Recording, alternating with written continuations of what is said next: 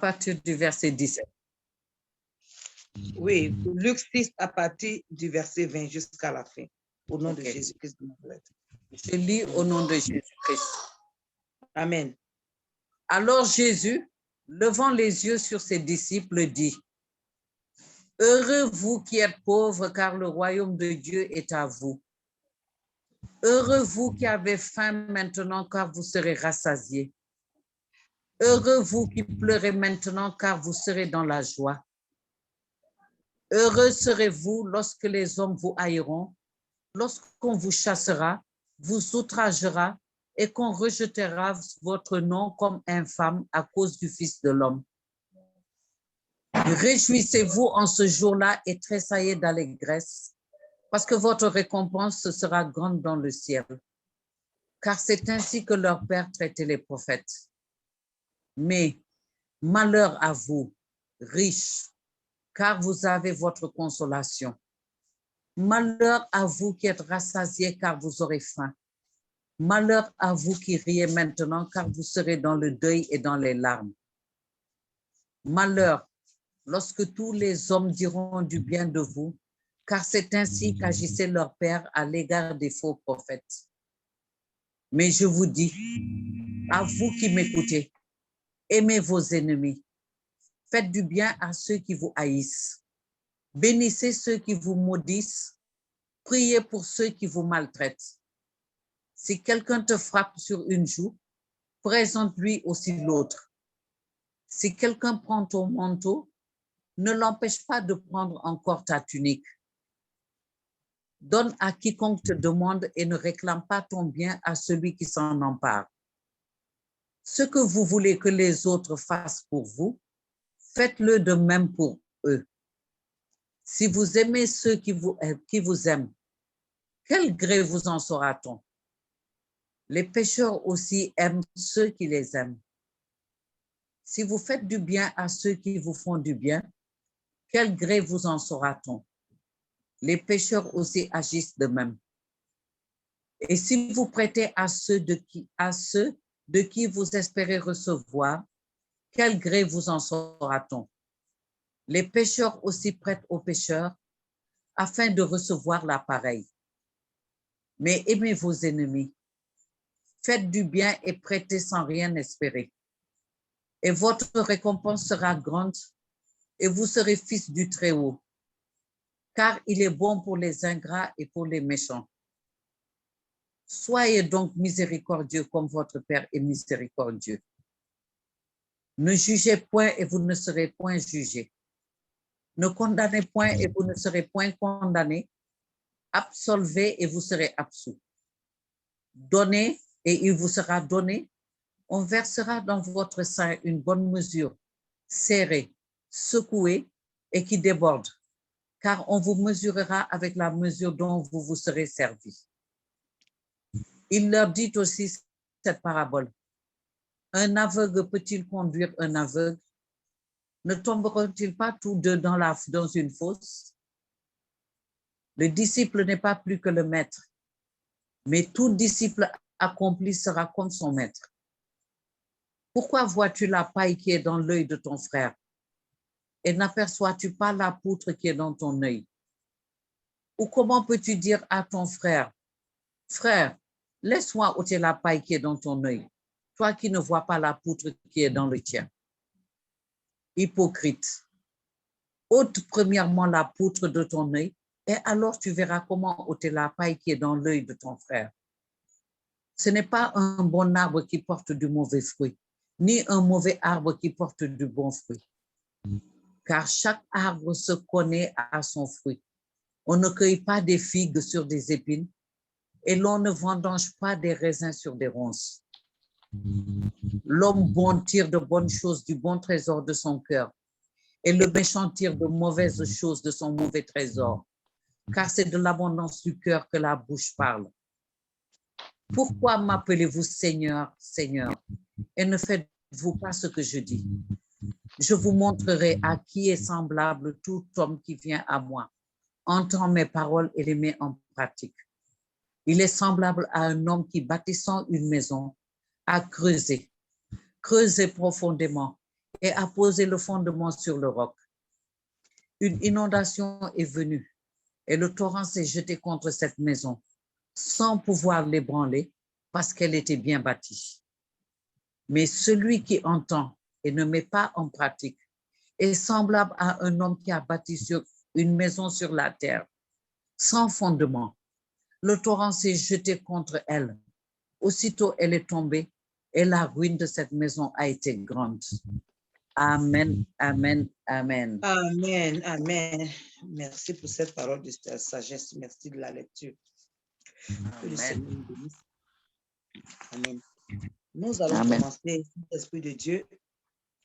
Saint-Esprit de Dieu fait que je diminue et que toi tu grandisses. Fait que je disparaisse et que tu apparaisses. Fait que mes façons de penser disparaissent et que seulement toi, ta façon de voir apparaisse. Viens prendre le gouvernail au nom de Jésus-Christ de Nazareth. Amen. Amen. Amen. Donc, mes frères, mes sœurs et frères, nous sommes revenus encore, nous allons continuer. Hier, nous avons expliqué jusqu'au verset 28. Le Dieu, on devrait commencer à partir du verset 29. Mais lorsque ma sœur lisait tout à l'heure et qu'elle a lu le verset 23, je me suis rappelé quelque chose. Le Seigneur m'a rappelé quelque chose et je pense que je dois en parler. Est-ce qu'on peut prendre, on peut relire encore le verset 23, la dernière partie? Non, tout le verset 23. Le verset 23. Je lis au nom de Jésus-Christ de Nazareth. Réjouissez-vous en ce jour et tressaillez d'allégresse, parce que votre récompense sera grande dans le ciel, car c'est ainsi que leur Père traitait les prophètes. Amen. Amen. Car c'est ainsi que leur Père traitait les prophètes. Je crois que hier, on a parlé de ça assez longtemps, mais il y a un point que je pense que je n'ai pas dit, dont je viens de me rappeler. C'est ainsi que leur Père traitait les prophètes. Rappelez-vous cette parole. Revenons sur Exode 20. Exode 20. Verset 5, s'il vous plaît. Exode 20. Verset 5. 5 ou 7? 5. Je lis au nom de Jésus-Christ. Tu ne te prosterneras point devant elles et tu ne les serviras point, car moi, l'Éternel, ton Dieu, je suis un Dieu jaloux, qui punit l'iniquité des pères sur les enfants, jusqu'à la 3e et la 4e génération de ceux qui me haïssent. Amen. On arrête ici. Amen. Il dit quoi? Au nom de Jésus, il dit, je suis un Dieu jaloux qui punit l'iniquité des pères sur les enfants jusqu'à la 3e et la 4e génération de ceux qui me haïssent. Donc, vous voyez ici dans le verset 23 de Luc 6, qui dit, car c'est ainsi que leur père traitait les prophètes. Mes frères et sœurs, je voudrais qu'on comprenne ici que si nos pères font du mal, Dieu même a promis que leurs enfants, pendant 4 générations, ils seront punis. Et c'est ce qui fait que on se voit en train de répéter ce que nos pères ont fait. Les Sadducéens et les pharisiens, le Seigneur est en train de nous dire ici que leur méchanceté qu'ils ont par rapport à Jésus, là, ce n'est pas maintenant. C'est leur père même qui avait fait cela. Et la malédiction qui les suit, ce serait une malédiction de 4 générations. Donc, c'est la même chose chez nous. C'est ça qui fait que ceux qui ne connaissent pas le Seigneur Jésus encore, ils vivent toujours sous la malédiction de leurs parents. Ça veut dire que si ton 4e parent, dans ta génération passée jusqu'à la 4e génération, tes parents n'aimaient pas Dieu. S'ils n'aimaient pas Dieu, qu'ils étaient méchants avec le serviteur de Dieu, qu'ils faisaient des mauvaises choses, ils faisaient de l'idolâtrie. Nous aussi, si nous faisons partie des 4 générations qui suivent, on va se retrouver en train de vivre sous cette même malédiction. C'est pour cela que la délivrance, passer par la délivrance, c'est très, très, très important. Sinon, si vos parents étaient pauvres, nous, on va se retrouver pauvres. Si nos parents étaient idolâteurs, on se retrouve idolâteurs. Si nos parents étaient des voleurs, des menteurs, des adultères, des fornicateurs, à cause de cette malédiction que le Seigneur a donnée, Dieu lui-même l'a donnée, on se retrouve en train de marcher sur leur chemin. Gloire à Jésus, que le sang de Jésus est là, maintenant.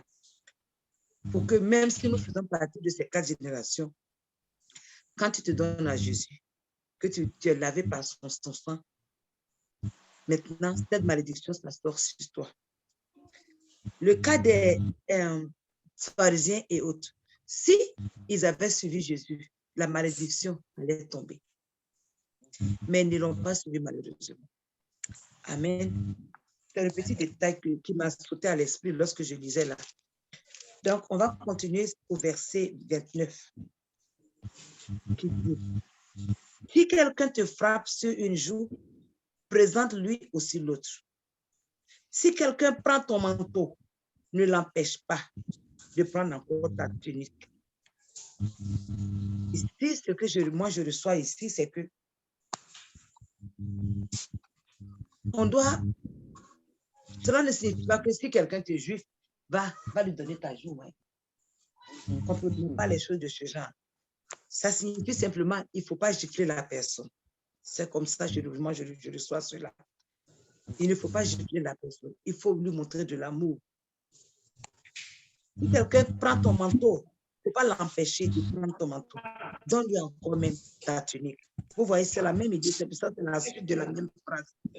Si quelqu'un a besoin de ta robe, la personne vient, la personne prend, il faut lui donner encore plus. Vous savez, ça me rappelle, j'ai lu l'histoire, je crois que c'est Smith Wigglesworth, quelque chose comme ça, la semaine passée à l'Internet.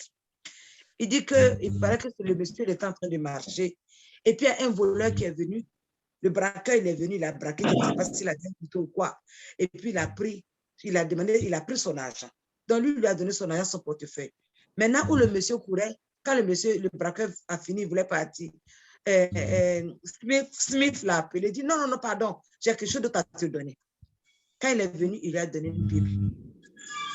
Je crois qu'il lui a donné une parole comme une parole où il lui a dit j'ai oublié la parole, que le Seigneur me pardonne, que l'Esprit de Dieu fasse que cette parole-là revienne. En tout cas, il lui a parlé de l'amour de Jésus et il lui a dit que c'est possible qu'un jour tu regrettes ce que tu es en train de faire. Oui, c'est possible qu'un jour tu regrettes ce que tu es en train de faire. Sache que Jésus t'aime et que son bras est ouvert pour te pardonner quand tu vas vouloir lui demander pardon. Vous voyez, c'est ce genre de comportement que le Seigneur veut qu'on ait. Qu'on soit un instrument d'évangélisation dans toute situation dans nos vies. Amen. Il n'a pas dit, allez-y vous coucher pour que les gens viennent marcher sur vous, comme certaines personnes le disent. Smith Wigglesworth a montré le bon exemple. C'est la pratique de ce verset. Si quelqu'un veut prendre ton foulard, si tu en as plusieurs, propose-lui. Parce qu'il faut comprendre que quand les gens font ces choses, souvent c'est parce qu'ils n'en ont pas. Quand quelqu'un vient voler la nourriture, comme mon mari m'explique tous les jours, il dit que selon la loi, même quand quelqu'un vient dans certaines boutiques ici, quand ils viennent voler la nourriture, on ne doit pas les arrêter, on ne les arrête pas. Si quelqu'un vient te voler ton habit, comprends que c'est parce qu'il n'en a pas. Je me rappelle que quand j'avais encore le salon et que je dressais encore, les gens aimaient voler beaucoup, l'argent, les choses des clients et autres. Et je ne sais pas, je n'ai pas pris ça pour faire des histoires. Au contraire, chaque fois je leur disais, il y a un jour pour le voleur, et il y a plusieurs jours pour le voleur, et il y a un jour pour le propriétaire. Laissez-les voler. Laissez-les voler. Quand mon jour va arriver, ce jour-là, ça va finir. Moi, c'est comme ça, moi, j'applique ça. Donc, mes frères et sœurs, ce verset ne signifie pas qu'il faut aller donner ta joue aux gens. Quelqu'un qui se lève, tu te lèves, il te gifle, tu dis, ok, gifle-moi encore. Non. Il faut agir avec amour, avec cette personne qui va venir te gifler, ou bien la personne qui te vole quelque chose. Amen.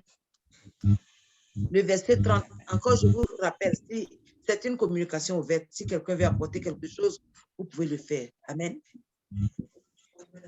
Verset 30 dit, donne à quiconque te demande et ne réclame pas ton bien à celui qui t'en empare. Voilà. Voilà. Donc, si quelqu'un vient s'emparer de ta chose, c'est comme si la personne t'a volé, l'a prise sans ta permission. Si quelqu'un vient prendre ton bien sans ta permission, il ne faut pas les réclamer. Ce que la Bible dit, ça, c'est des leçons de sagesse, mes frères et sœurs. Ça c'est des choses qu'on peut appliquer. Si quelqu'un vient t'emparer ta chose, vient prendre ta chose, vient t'arracher ta chose, il ne faut même pas dire, laisse-le partir, tout simplement. Il ne faut pas chercher à courir pour dire que tu vas prendre. Il faut le laisser. Ce que la parole de Dieu dit. Le verset 31 dit, ce que vous voulez que les hommes fassent pour vous, faites-le de même pour eux. Si tu veux que les gens t'aiment, il faut aimer les gens. Si tu veux que les gens te donnent des cadeaux, il faut commencer par leur donner des cadeaux. Si tu veux tu n'as pas d'amis et que tu veux avoir des amis, commence toi-même à te présenter comme un ami. C'est ce que cela signifie. Tu te présentes comme un ami et c'est ce qui peut attirer l'autre personne. Et puis la personne va être attirée et puis va vouloir devenir ton ami. Parce qu'on va voir que tu es bien. Fais du bien aux gens. Tu n'as pas besoin de faire du bien à seulement ceux qui te font du bien. Mais en fait, comme ce verset l'a dit, la façon dont tu veux qu'on te traite là, c'est comme ça qu'il faut traiter les autres personnes. Donc, en traitant les gens, faisons attention. Quand on parle des gens, faisons attention. Quand on critique les gens, faisons attention. Parce que par ce verset-là, tu peux trouver ces personnes à faire la même chose contre toi. Et ça me rappelle un point de prière que nous, on aime dire. Tous ceux qui viennent nous faire du mal, tous ceux qui font de la sorcellerie, pour chercher à nous faire du mal, le mal qu'ils nous font là, que ça retourne sur eux-mêmes. C'est la même chose. Donc, faisons attention. Amen. À notre vie. Le verset 32 dit, si vous aimez ceux qui aiment, ceux qui vous aiment, quel gré vous en saura-t-on? Les pécheurs aussi aiment ceux qui les aiment. Est-ce que cela n'est pas vrai? Dans le monde, les gens qui sont dans le monde, ils courent après les gens qui leur font du bien, n'est-ce pas? Ils courent après les gens qui les aiment. Et puis en fait, c'est quelque chose qui semble tellement naturel. Quand quelqu'un t'aime, la plupart du temps, tu te sens attiré par cette personne. Amen. La parole de Dieu dit que on n'a pas besoin, il ne veut pas qu'on soit là en train d'aimer seulement ceux qui nous aiment. Jésus n'est pas venu seulement pour ceux qui l'aiment. Lui, il est le grand exemple. Même ceux qui ne nous aiment pas, on doit leur montrer de l'amour. Rappelons-nous encore qu'il y avait une grande foule qui était là. Comme le verset 2 l'a dit. On avait lu ça quoi? Le verset 18 l'avait dit, on n'a pas lu ça aujourd'hui. C'était devant une grande foule que le Seigneur Jésus était. Mais quand il a commencé à parler de ces sagesses-là, il a regardé ses disciples. Et hier, j'ai expliqué qu'il expliquait pour que les disciples entendent. Et parmi la foule aussi, ceux qui pouvaient comprendre aussi allaient comprendre. Parce que vous savez, Jésus aimait parler beaucoup en parabole. Pourquoi il parle en parabole quand il y a le peuple? Et après, il le faisait pourquoi? Parce qu'il l'expliquait après à ses disciples et il leur disait que ces vérités-là, c'est pour eux. C'est peu ceux qui ont accepté Jésus, c'est pour eux ce genre de vérité. C'est eux qui comprennent ces choses. Mais le peuple là, il y en a qui peuvent comprendre, il y en a qui ne peuvent pas comprendre. Mais en fait, même la parole de Dieu dit que, Jésus même dit que lui parle en parabole pour que ceux-là ne comprennent pas que parce que c'est comme si ce sont des chiens qui ne comprennent pas la valeur de ces paroles. Vous voyez? Et donc, le Seigneur Jésus ne veut pas qu'ils comprennent cela pour le moment. Amen. Mais sachez qu'à un moment, le Seigneur veut que ses enfants comprennent la vérité, tous ceux qui vont le suivre. Amen. Donc, il dit, apprenons à aimer même les gens qui ne nous aiment pas. Qu'est-ce que vous pensez de ça? Ici, là, je ne parle pas des gens qui cherchent à nous tuer. Je ne parle pas des gens qui font la sorcellerie. Je parle physiquement. Je ne parle pas du monde invisible actuellement. Le Seigneur veut qu'on soit des amis à tous. C'est pour ça qu'il a dit de faire la paix avec tous. Et ici, spécifiquement, il nous dit de ne pas aimer seulement les gens qui nous aiment. Parce que, en fait, là, il n'y a pas de... qu'est-ce qu'il y a? Quel gré a-t-il dans ça? Quel effort on aurait fait? Pourquoi on va te récompenser pour aimer tout simplement les gens qui t'aiment. C'est ça qui est normal. Et c'est ce que la chair veut faire. Mais nous qui sommes les enfants de Dieu, allons-y au-delà de cela. Même quand quelqu'un ne nous aime pas, ne soyons pas impoulés avec la personne. Montrons-lui de l'amour. Parce que l'amour que nous montrons, c'est l'amour de Dieu. Et cet amour-là, ça amène le peuple à se repentir. Je vais vous dire une histoire qui est vraie. Il se trouve que dans ma maison ici, on avait mis derrière la maison beaucoup de chaises. Quand on a fermé les salons, on n'avait pas encore fermé les salons, mais à un moment, on avait fermé un salon, pardonnez-moi, et on avait pris beaucoup de chaises qu'on avait déposées derrière notre maison. Je ne parle pas de devant la maison, la rue est de l'autre côté, par derrière, il n'y a pas de maison, pas derrière. Mais un jour, un des inspecteurs de la cité vient nous dire qu'on les a appelés pour leur dire qu'on a mis des choses derrière notre maison, qu'un de nos voisins se sont plaints. Et donc, il faut qu'on s'en débarrasse. Nous, on s'est dit, mais qui peut avoir fait ça? Et j'ai compris que c'était notre voisin qui est juste à côté qui l'avait fait. Et nous tous, on était fâchés, tout le monde était fâché dans la maison et j'allais parler à mes enfants. Eux me disaient tellement fâchés. Bon, mais on ne va pas leur faire des histoires, mais on veut se séparer d'eux. Mais c'est dans ça que le Seigneur me dit. Il me dit, quand ils ont déménagé ici, est-ce que tu es parti leur dire bonne arrivée? J'ai dit, non, Seigneur, je me rappelle, je ne l'ai pas fait. Ce sont des blancs. J'ai dit, je ne l'ai pas fait. Le Seigneur dit, va leur dire bonne arrivée maintenant. Va leur acheter un cadeau. Va leur dire bonne arrivée. Imaginez ce comportement qui est contraire à ce que ma chair veut faire. Et je sais que si j'en parlais à mon mari ou mes enfants, ils allaient dire non. Mais l'Esprit de Dieu, pendant près d'une semaine, c'est tout ce que j'entendais. Est-ce que tu as fait ce que je t'ai demandé de faire? Est-ce que tu es allé voir, tu as été un bon voisin? Est-ce que tu as envoyé le cadeau à tes voisins? Jusqu'à un jour, j'allais parler à un pasteur. Lui m'a dit, si le Seigneur a dit, il ne faut pas avoir peur, il ne faut pas dire. Je suis allée acheter un cadeau et j'ai écrit une bonne lettre pour leur demander pardon, pour leur faire comprendre que si j'avais bien agi avec eux dès le début, ils n'allaient pas avoir cette plainte. Et que vraiment, nous sommes des chrétiens, on veut vraiment représenter le Seigneur, mais on ne l'a pas fait lorsqu'ils sont venus, donc qu'ils nous pardonnent. Alors, le jour que j'ai acheté le gâteau et que j'ai écrit la lettre, j'ai bien mis en paquet, j'ai bien embelli cela. Et j'ai appelé un pasteur pour dire, je suis prêt. C'était mon pasteur à ce moment. Je lui ai dit, je vais aller donner ça aux gens là. Ce sont des gens qui trouvent bizarres, des gens qui ont des tatous sur eux. Leur maison, devant leur maison, là, il y a une fenêtre où ils ont mis, comment on appelle ça, un rideau en couleur des lesbiens. Donc, vous voyez, moi qui me dis, je suis chrétienne, imaginez, donc je dis non, là, je crois qu'on n'a rien à foutre avec eux. Mais ce jour-là, quand le Seigneur m'a parlé, j'ai fermé mes yeux sur tout ça. J'ai pris mon gâteau avec le pasteur au téléphone. J'ai dit, il faut rester au téléphone, parce qu'il n'y a personne dans la maison. Et il fallait que j'attende que mon mari ne soit pas là, que mes enfants ne soient pas là pour aller donner ce cadeau. Il dit, quand tu fais des choses là, au moins tu es là, tu fais. Le pasteur est resté au téléphone, il est en train de prier. Et je suis partie. Déjà, par derrière de la véranda, j'ai vu la femme de ce monsieur, et elle fumait. Quand elle m'a vue, je sais ça, elle a regardé pour l'appeler, elle a tourné son visage. Et il dit, pasteur, elle s'est dit, moi. Il dit, non, il faut l'appeler. Je dis, madame, et puis elle a tourné. Elle dit, moi, j'ai dit, oui, je vais vous parler. Elle est venue vers moi. Je dis, j'ai un cadeau pour toi. Elle dit, quoi? Un cadeau pour moi? Je lui ai dit, oui. Elle est sortie.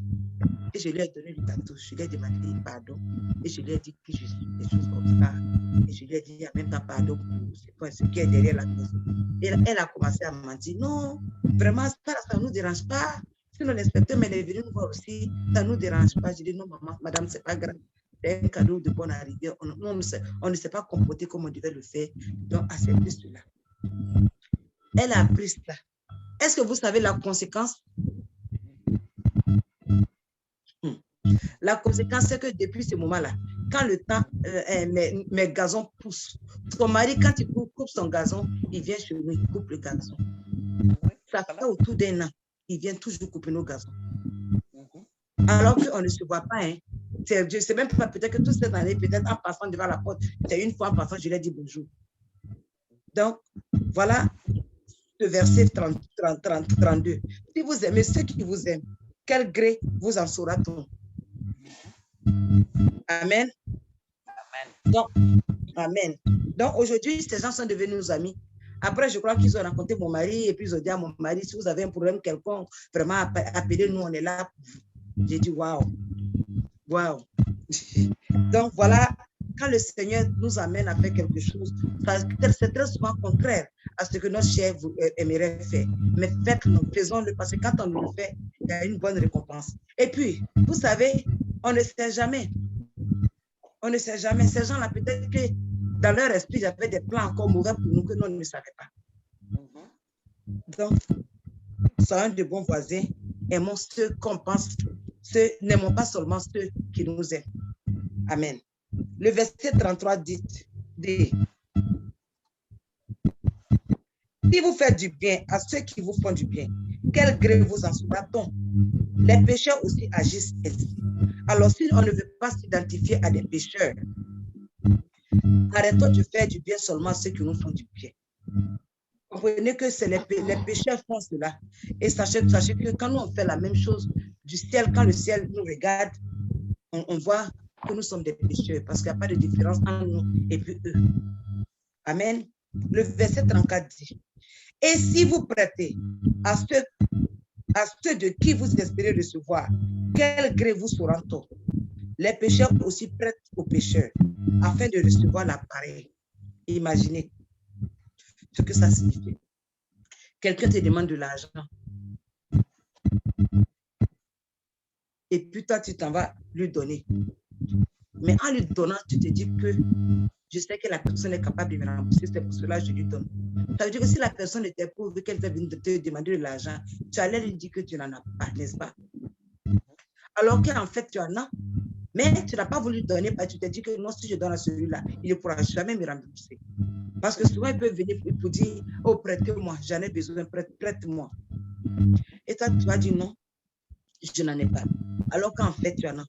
Le Seigneur dit que quand tu fais ça, là, du ciel, là, quand on te regarde, on te voit comme un pécheur. Même si tu te dis que tu es en Christ, même si tu t'appelles chrétien, même si tu parles en langue, le Seigneur ne veut pas que nous soyons identifiés aux pécheurs dans nos comportements. Et c'est ce que le Seigneur Jésus a amené maintenant sur la terre. Parce que dans le temps passé, au temps des pharisiens et autres là, vous savez qu'ils avaient beaucoup de protocoles. Et c'est ce genre de mauvais comportement qu'eux, ils avaient. Et c'est comme ça qu'ils amenaient le peuple à agir. Donc Jésus est venu pour rétablir la loi, pour expliquer mieux ce que les 10 commandements signifient, pour que les êtres humains puissent rentrer dans les grâces du Seigneur. Donc, à partir de maintenant, mes frères et sœurs, sachant que cette loi-là, elle est valable jusqu'à aujourd'hui. Si quelqu'un vient te demander de l'argent ou bien quelque chose, même si c'est du savon ou bien du sel, comme on le fait souvent en Afrique, si quelqu'un vient te demander que tu en as, et que la personne dit, je vais te rembourser. Donc, tu peux même dire, prends cadeau, tu n'as pas besoin de rembourser. C'est ce que le Seigneur Jésus est. Parce que c'est par là que le pécheur va se dire, il y a une différence entre cette personne-là et nous. Amen. Et ça peut les attirer à chercher le Seigneur. Maintenant, on continue. Le verset 33 qui dit, mais aimez vos ennemis, faites du bien et prêtez sans rien espérer. Ça, j'ai déjà expliqué. Et votre récompense sera grande. Et vous serez fils du Très-Haut, car il est bon pour les ingrats et pour les méchants. Mes frères et sœurs, vous avez entendu? Votre récompense sera grande et vous serez fils du Très-Haut. Ce qui signifie que si tu n'aimes pas tes ennemis, tu n'es pas fils du Très-Haut. Si je parle des ennemis visibles, toujours. Parce que sachez que quand nous sommes des combattants, nous sommes à la guerre. Quand quelqu'un va à la guerre, là, c'est pour tuer. Donc, quand on prie là, on va prier que tous ceux qui font des choses contre nous, tous ces mauvais esprits, ces démons en chair, que le Seigneur les enlève du chemin. Et vous allez comprendre que c'est le même Jésus qui a dit ça à ce verset 35 là. Avant la fin de sa vie, il a dit maintenant à ses serviteurs, prenez des épées, prenez épée pour l'évangélisation. Pour comprendre l'épée, c'est pour aller tuer, c'est pour aller se défendre. Donc soyons sages utilisons beaucoup de sagesse lorsque nous lisons la Bible. Amen. Ne courons pas derrière les foules qui simplement pour tromper les enfants, pour amener les enfants de Dieu à vivre dans la misère. Ils vont courir pour leur dire, oh, tu dois m'aimer forcément. Il faut aimer tes ennemis. Amen. Utilisons beaucoup de sagesse, comme l'apôtre Paul le faisait. Utilisons beaucoup de sagesse. C'est pour ça, Dieu merci. L'Esprit Saint est venu à nous pour qu'on ait cette sagesse. Okay? Même en lisant la parole, qu'on ait la sagesse. Amen. Le verset 35 dit quoi? Mais aimez vos ennemis, faites du bien et prêtez sans rien espérer. Amen. Et vous savez que ce Dieu, aimer là, c'est l'action. Ce n'est pas un sentiment comme les gens le disent dans ce monde-là. Oh, mon cœur brûle quand je vois cette personne. Oh, j'aime cette personne. Ou bien mon cœur, quand ça brûle, ça dit que je déteste la personne. Ou bien mon cœur, quand je vois la personne, je me sens heureuse. Ce n'est pas un sentiment. L'amour n'est pas un sentiment, mes frères et sœurs. Jésus dit que si tu m'aimes, tu feras ce que je veux que tu fasses. Tu marcheras selon mes commandements. L'amour de Dieu, c'est action. La dernière fois, j'ai bien expliqué que la foi sans l'action est belle. Aimer ce Jésus, ce n'est pas ouvrir sa bouche pour dire hey, j'aime. C'est pour ça que Jésus même il a dit, ce n'est pas tous ceux qui disent Jésus là qui seront au ciel. Ils ne sont pas tous mes enfants. Mais ils ouvrent leur bouche et le disent. Aux États-Unis, si le mot I love you là, ça n'a presque pas de sens. Les gens le disent à chaque instant, pendant qu'ils sont en train de faire du mal à l'autre. L'amour, c'est en action. Le Seigneur dit, aimez vos ennemis, faites du bien, prêtez sans espérer.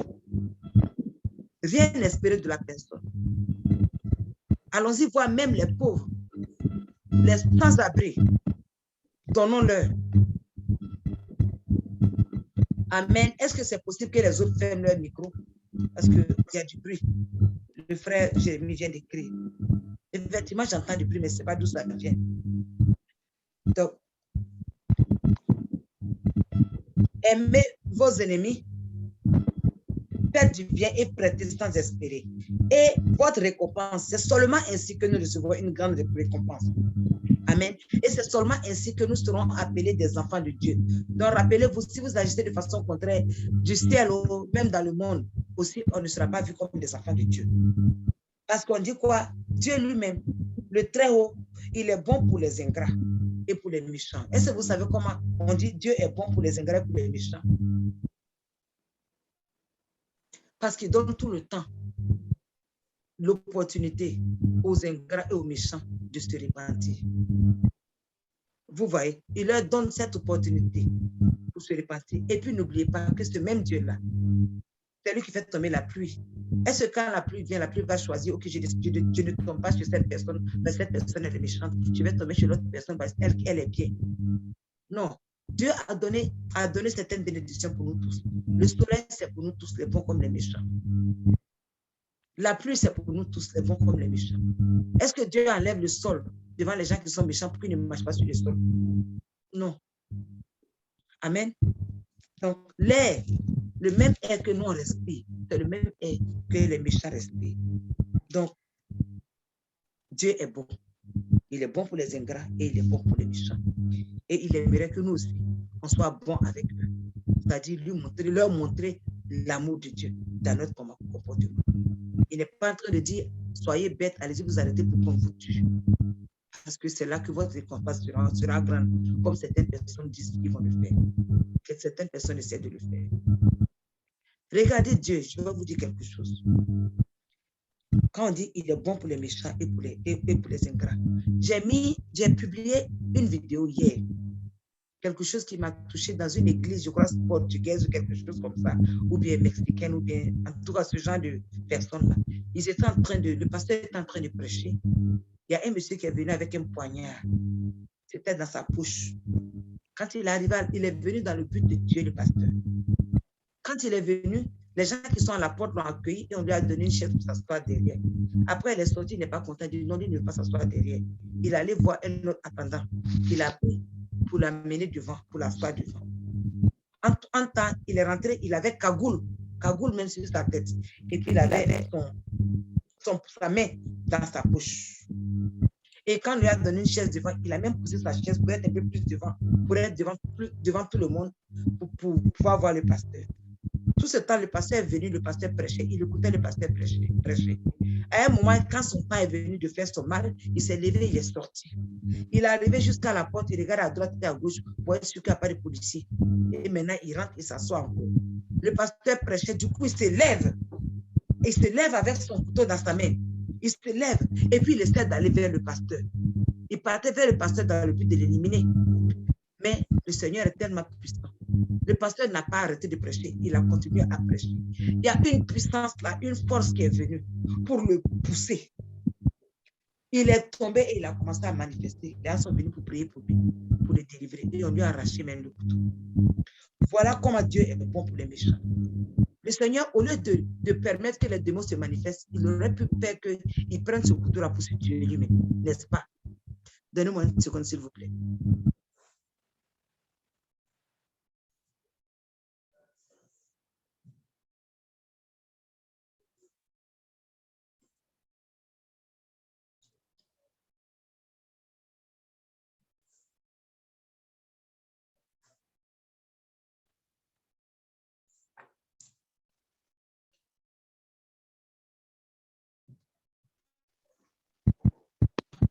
Excusez-moi, vraiment pardonnez-moi. Donc, vous avez vu, le Seigneur a montré. Pour moi, c'est l'amour du Seigneur qui était là. Il pouvait envoyer un ange pour le poignarder. Il pouvait faire que le monsieur allait tomber, il va mourir en même temps. Mais il a fait tomber, manifester des démons et les gens sont partis prier pour lui. Voyez comment notre Dieu est bon. Et voyez comment il est puissant. Voyez comment notre Dieu est puissant.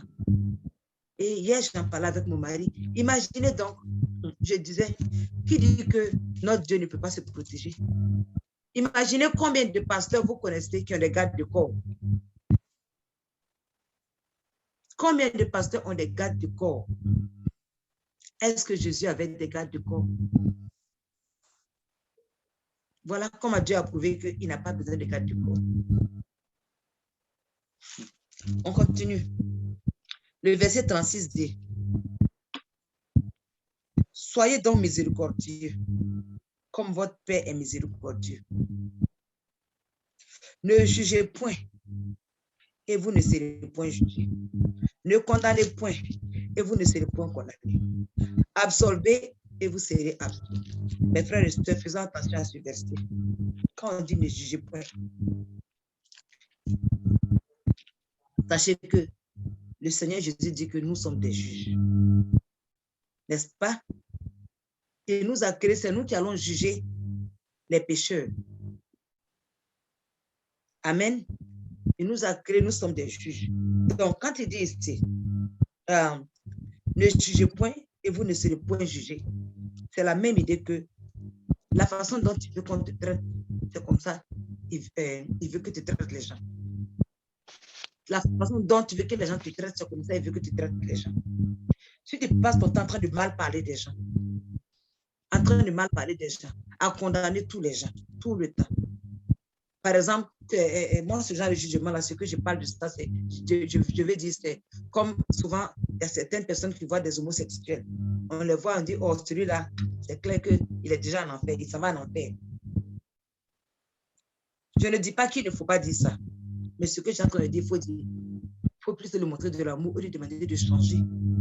S'il ne change pas, c'est là il va aller en enfer. Mais il y a des gens qui voient des prostituées, oh, ceux-là, je n'ai rien à foutre avec eux. Ils s'en vont en enfer. Moi, je ne vais pas partir de ces gens. Non. C'est ce genre de jugement-là. Rester là à parler mal des gens ici et là, tout le temps, condamner les gens tout le temps. Toi-même sans connaître même qu'est-ce qui est derrière, quel est le problème qui est derrière. Donc, ne jugez pas et vous ne serez point jugés. Non, sachez que nous sommes des juges. Il y a beaucoup de versets bibliques qui en parlent, mais quand je regarde le temps, je ne vais pas aller là-bas. Voilà, ça nous amène à aimer vous les uns les autres. Merci, maman. C'est la même chose que ça signifie. Donc, lisons la parole de Dieu avec sagesse. Parce que c'est Dieu lui-même qui a créé les juges. Donc, Si on dit, oh, il dit, ne jugez pas, vous ne serez pas jugés. Ça veut dire que les juges n'ont pas de position. Vous savez cela. Il y a eu de grands juges que Dieu a créés. Parce que le jugement doit être fait. Et lui-même, il est le plus grand des juges. Et il nous a créés à son image pour faire son même travail. Donc, faisons vraiment attention, utilisons beaucoup de sagesse. Et ces versets-là, beaucoup de personnes aiment utiliser. Quand ils font des bêtises, ils font des erreurs, quelqu'un qui est dans la fornication, souvent, tu vas lui faire comprendre que ça, ce n'est pas de Dieu, tu blesses le cœur de Dieu, il faut sortir de là. Oh, tu es en train de me juger. Tu es en train de me juger. Les gens, très rapidement, ils aiment parler comme ça. Non. C'est ceux qui sont bornés, qui ne veulent pas sortir du péché, qui parlent, qui utilisent beaucoup ce verset-là. Donc, faites beaucoup attention à ceux qui en parlent tout le temps. Oh, ne jugez pas, ne jugez pas. Tu es en train de me juger, tu me juges. Pourquoi est-ce que je suis en train de faire telle chose? Et puis, automatiquement, tu es en train de me juger. Non, ce n'est pas ce que le Seigneur Jésus veut dire. Le Seigneur ne nous a pas interdit d'amener les gens à la repentance. Parce que si on veut prendre ce verset-là, comme les gens le disent, tu ne peux même pas évangéliser. Tu ne peux même pas. Parce que quand tu te lèves, tu vas voir des gens où Jésus t'aime, autres là, eux qui sont musulmans ou bien ils sont dans d'autres religions, tu te dis, oh, tu es en train de me juger, tu es en train de dire que ma religion n'est pas bonne. Vous voyez? Donc, faisons attention aux interprétations qui sont fausses. Ne condamnez point et vous ne serez point condamnés. Absolvez et vous serez absous. Ça veut dire qu'il faut laisser tomber beaucoup de choses. Il y a beaucoup de choses qui ne sont pas importantes dans ce monde-là. Si nous arrivons à un point où nous abandonnons des choses, si les gens nous font du mal, on laisse tomber. On pardonne, on laisse tomber, puis on avance. On verra que nous-mêmes, on sera heureux. Sinon, en fait, il y a des choses que j'ai apprises hier, par exemple, qui m'avaient rendu un peu triste. Parce que je me disais que non, ça, ce n'est pas normal. Pourquoi est-ce que ce genre de choses-là est arrivé? Pourquoi est-ce que cette personne-là, sa vie est devenue comme ça? Et au lieu que je me dise, donc, cette personne-là est dans la main de Dieu. Le Seigneur prend soin de cette personne et puis prier pour la personne. Je m'en suis tellement envolée moi-même que je suis devenue triste. Je suis devenue triste. Même pas que je jugeais la personne, mais simplement en voulant prendre le fardeau de quelqu'un aussi souvent, on peut devenir triste. Alors que la parole de Dieu dit de ne pas devenir triste. Et quand toute chose, on doit aller vers lui, simplement avec des prières, des supplications, puis des actions de grâce, et puis c'est fini. Apprenons à laisser tomber les choses pour nous-mêmes. Vous savez, les conseils que le Seigneur Jésus donne là, c'est pour nous-mêmes notre bien. C'est pour nous-mêmes notre bien. Si on apprend à marcher comme le Seigneur Jésus, vous allez voir, tu seras en paix, tu ne craindras rien, nulle part, dans quelle que soit la situation dans laquelle tu vas être, quelles que soient les circonstances, tu seras en paix. Le Seigneur est en train de nous apprendre ici comment avoir la paix que lui-même nous a donnée. Laissons tomber, pardonnons à ceux qui nous font du mal. Que quand quelqu'un nous demande, on lui donne, sans même espérer même un retour. Faisons du bien partout où nous sommes. Et c'est ce qui va faire qu'on pourra nous-mêmes avoir la paix. Mes frères et sœurs, si tu n'as pas la paix, revois toi-même ta vie. Revois tes choix, revois tes décisions. Revois comment tu te comportes avec les autres personnes. Apprenons cela. Si tu es un coléreux, tu t'énerves pour rien, et puis tu te lèves pour dire, ah, les gens là m'ont énervé. Mon frère et sœur, moi je te dis, moi Elisabeth, je te dis, c'est ta faute si tu es en colère. C'est toi-même ta faute. Et tu te fais du mal toi-même. Tu n'as rien à gagner à être en colère. Ne soyons pas en colère. Parce que quand tu t'énerves là, ça veut dire que tu as donné trop d'importance à quelqu'un d'autre. Ou bien à des circonstances. Il ne faut pas laisser une circonstance t'enlever de ton caractère. Parce que ça veut dire que quand la personne est venue te pincer en même temps, tu commences à gifler la personne. Tu oublies que tu es chrétien. Ça veut dire que tu as un problème. Les coléreux ont un problème très sérieux. La parole de Dieu dit qu'un homme qui est en colère, par exemple, il est comme une cité qui n'a pas de mur. Donc, quand on parle d'une cité qui n'a pas de mur, vous savez pourquoi dans des cités, on met des murs? Pourquoi il y a des frontières? Pourquoi les maisons, les cités deviennent des forteresses? C'est pour la protection, pour que l'ennemi ne rentre pas comme il veut, pour sortir comme il veut. N'est-ce pas? Donc, la parole de Dieu dit qu'un homme qui est en colère, il est comme une cité qui n'a pas de mur. Donc, les démons peuvent rentrer dans son corps, n'importe quand, dans toutes ses portes, pour faire tout ce qu'il a envie de faire. Sortir quand ils veulent, rentrer quand ils veulent, sortir quand ils veulent. Et ça ne fera qu'aggraver la colère de la personne. S'il y a un coléreux ici, je ne sais pas pourquoi je parle de ça. S'il y a quelqu'un qui n'arrive pas à se contrôler ici, va à genoux devant le Seigneur. Demandez à Dieu de vous montrer la source de ce problème-là. Et lisez tous les versets bibliques sur la colère. Ça va vous faire peur. Et même vous allez voir, vous allez sortir de là vous-même. Parce que le Saint-Esprit est venu en toi pour que tu aies l'autorité sur ces démons. Parce que la colère même est un démon. Le Saint-Esprit est venu pour qu'on puisse se comporter comme le Seigneur Jésus veut, qu'on apprenne à être calme. Il a dit que je vous ai donné ma paix. Et la paix que je vous ai donnée, ce n'est pas comme le monde donne. Lui, il donne sa paix, c'est pour toujours. Donc, apprenons à vivre selon ce que nous sommes en train d'apprendre ici. Amen. Le verset 38 dit, « Donnez et il vous sera donné. On versera dans votre sein une bonne mesure, serrée, secouée et qui déborde, car on vous mesurera avec la mesure dont vous serez servi. » Mes frères et sœurs, le bien que tu fais, tu reçois ça au centuple, moi je dirais. La Bible dit que ce sera une mesure. Ils vont, quand on dit, supposons que tu vas acheter de la farine et que tu prends seulement ta farine, tu mets dans le pot. Tu mets dans le pot. Et puis tu te vas peser, par exemple, c'est rempli d'abord, c'est rempli. Et puis disons que tu pèses, c'est 1 kilo. La même farine là, quand tu commences à remuer, c'est de ça on parle ici. Quand tu commences à remuer, ça descend, et tu vas voir qu'il y a de l'espace en haut. Donc, tu peux ajouter encore. Quand tu remues encore après, tu peux ajouter encore. Quand tu remues encore après, tu peux ajouter. Ça va faire que le même conteneur, le même ustensile qui avait pris 1 kilo là, après, tu peux voir que ça peut venir 10 kilos de la même farine. C'est ce que le Seigneur est en train de nous dire. Que c'est comme ça on sera béni. Quand tu fais du bien, le bien que tu as fait là, ce sera multiplié. Vous voyez. Malheureusement, beaucoup de personnes interprètent ça autrement. Ce n'est pas un verset qu'on doit utiliser seulement pour la dîme et les offrandes. On doit utiliser ça même dans le comportement journalier. Amen. Chaque jour, on doit, dans tout ce qu'on fait. C'est pour ça qu'il y a certaines personnes qui aiment donner.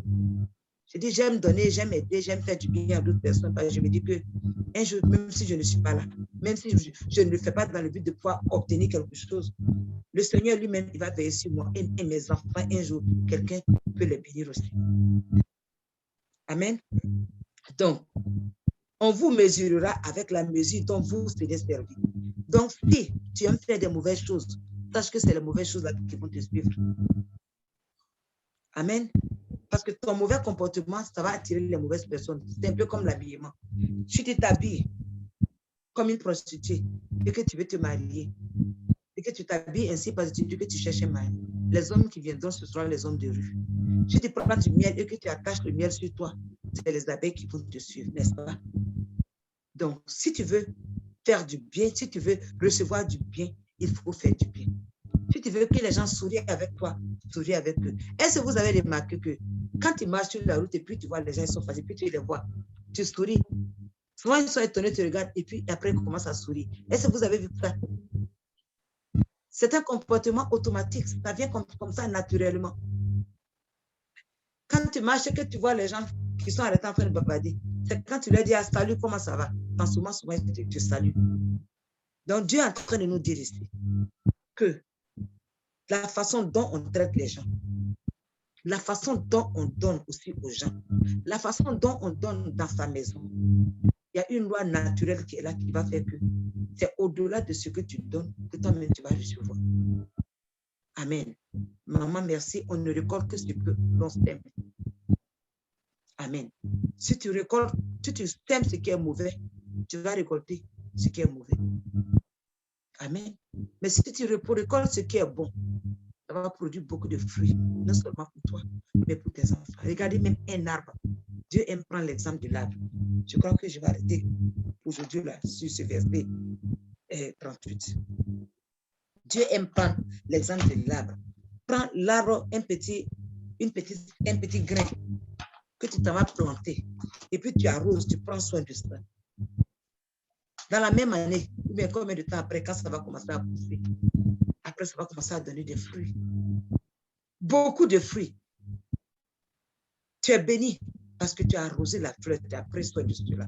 Mais si tu ne traites pas ça bien, ça va mourir. Avec même ce que toi-même tu as donné là, tu vas perdre cela. Le grain que tu allais prendre ton tour là pour aller acheter là, tu as perdu cela. Donc, mes frères, mes soeurs, c'est la sagesse à retenir dans cette partie qu'on vient de lire aujourd'hui. Je crois qu'on est à 3 minutes de la fin. Je ne vais pas déborder. Alléluia. Je crois que je peux dire 2 mots encore quand même. Quelqu'un a-t-il quelque chose à ajouter? Un petit commentaire à faire?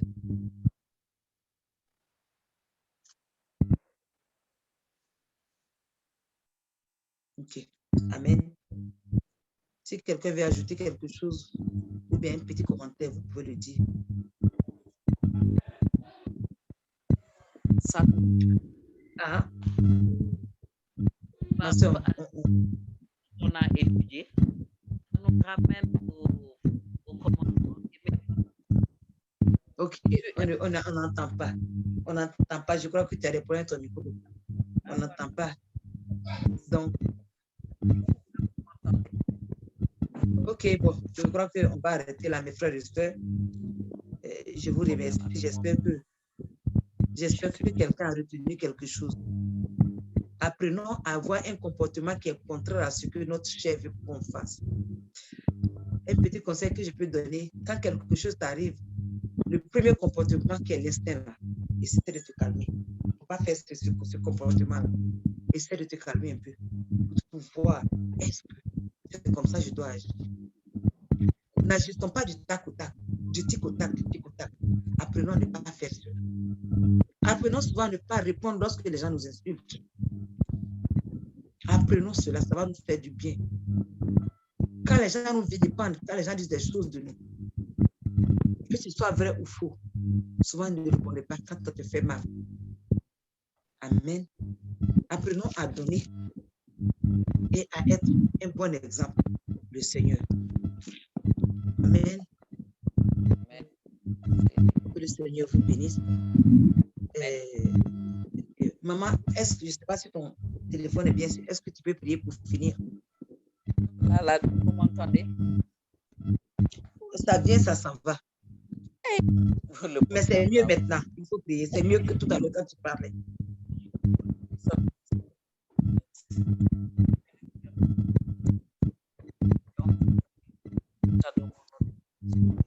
Merci, Papa. Père éternel, par la puissance de ton esprit, aide-nous à mieux suivre tes commandements, à nous aimer les uns et les autres, à mieux nous supporter, à être plus tolérants,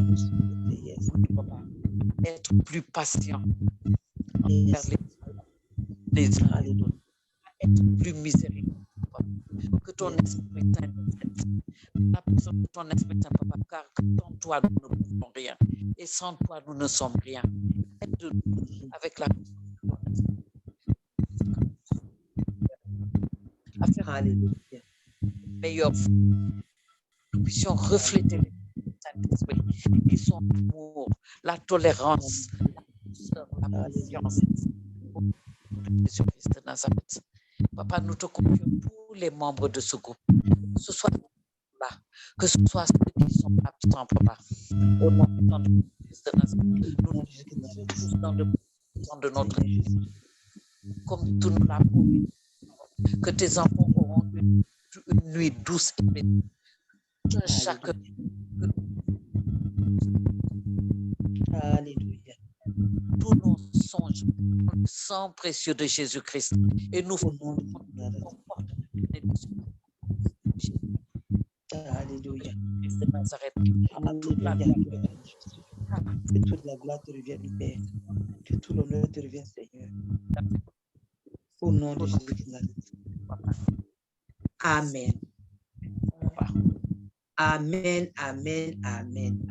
Soyez tous bénis. Et demain, à la même heure, demain c'est samedi, en fait, c'est pas la même heure. Rappelons-nous que le samedi et le dimanche, c'est à 8 h le matin. Aux États-Unis, c'est à 8 h. Et pour savoir votre heure, regardez, observez dans votre téléphone, vous voyez l'heure, comment on appelle ça, la correspondance de l'heure de votre pays et des États-Unis. C'est à 8 h le matin, le samedi et le dimanche. De 8 h à 9 h 30 jusqu'à 10 h maximum. C'est fini. Comme ça, vous avez le reste de la journée pour tout ce que vous voulez faire. Que le Seigneur vous bénisse. Amen. Au revoir.